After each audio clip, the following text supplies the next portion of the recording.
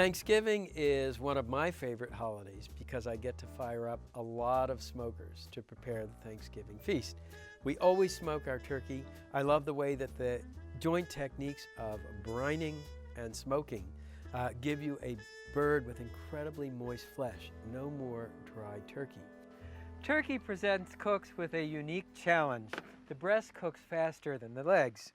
By the time the legs reach a safe temperature of 165 degrees, the breast is as dry as, well, you get the idea. I have three solutions. Number one, brine the turkey. Number two, inject the breast with melted butter. And above all, cook the turkey in a smoker. Step number one, the brine. First, bring half the water for the brine to a boil. It will make it easier to dissolve the salt and the maple syrup. Just grab a little boiling water and dissolve the maple syrup. There you go. And whisk until the salt crystals are dissolved. So brine improves a turkey in two ways. Obviously, there's the flavor of the salt and aromatics themselves. Second of all, the brine loosens those tightly coiled molecules of protein, allowing for greater moisture retention and tenderer meat. Now, the next thing you want to do, once the salt and maple syrup are dissolved, is cool the brine down. So we'll add ice water in equal proportions to the boiling water we started out with. Now the aromatics. Take a quarter onion and pin a bay leaf to it with a clove. Bay leaf has a natural affinity for turkey and all poultry. Then add the onions, bay leaves, and cloves to the brine. Next, a handful of black peppercorns. And finally, a generous shot of whiskey. Now, the first thing you want to do is remove the neck and giblets. So next, turn the turkey over. You're going to fold the wingtips under the wings. I always like to use an organic turkey. It tastes better and it feels better knowing you're buying a bird that was humanely raised, preferably from a local farmer. Remove any excess lumps of fat.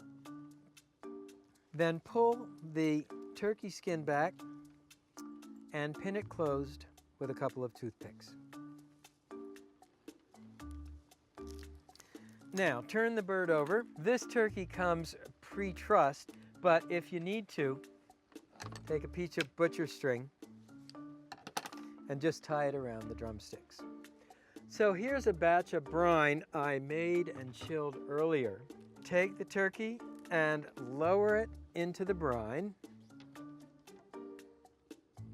Make sure it's completely submerged. And you'll brine it for 24 hours. Remember to turn the turkey over halfway through so it brines evenly. Meanwhile, let me show you the smoker. We're cooking the turkey on a Memphis Wood Fire Grill. This is one of the most sophisticated pellet smokers on the market. Its popularity has skyrocketed in recent years. The fuel is these pellets of hardwood sawdust, and as in a conventional smoker, you can choose apple wood pellets or cherry wood pellets, mesquite. In other words, you can vary the fuel. The way this works, there's a hopper in the back or on some models on the side, and you load the hopper with these hardwood pellets. There's an auger at the bottom that brings the pellets to the smoke chamber. Now, this is the smoke chamber, and if you lift the grate,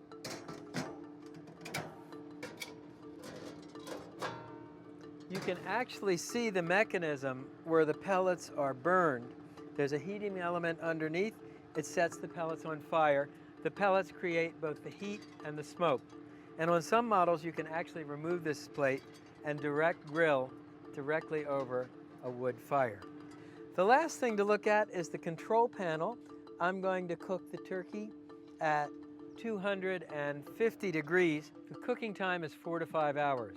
Back to the turkey. So here's the turkey after it's brined for 24 hours. I drained it and placed it on a rack so it can dry on all sides. The last step is to inject the breast with butter. This is a marinade injector. Looks like an oversized hypodermic needle. And you plunge it into melted butter and then simply pull back on the plunger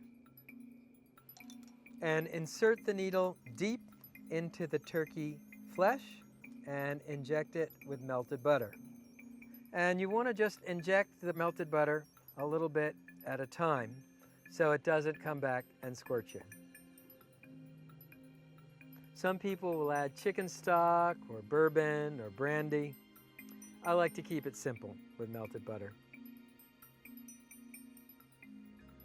Let's put the turkey in the smoker. Open the lid, and the turkey just slides right off.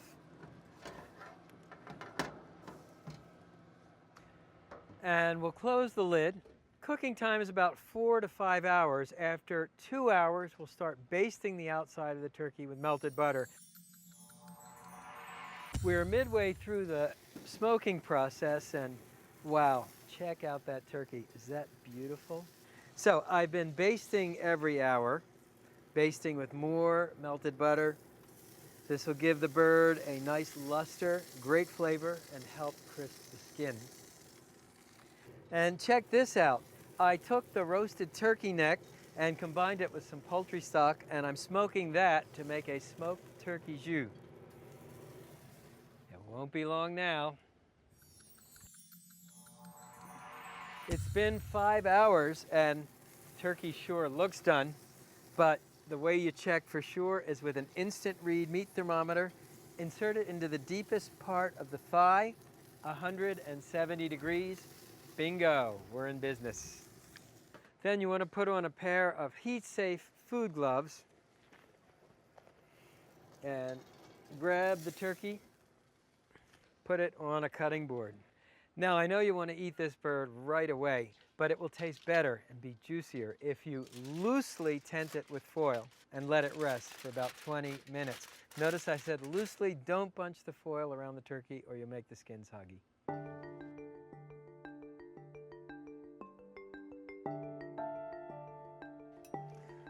So we'll just make a cut along one side of the breastbone, and then I just have to cut into this right away. Oh man.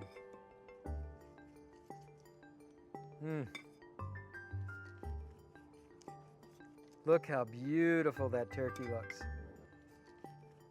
And now a little of that smoked turkey jus. And finally, instead of the usual cranberry salsa, this is a jalapeno cranberry salsa. The recipe is on our website.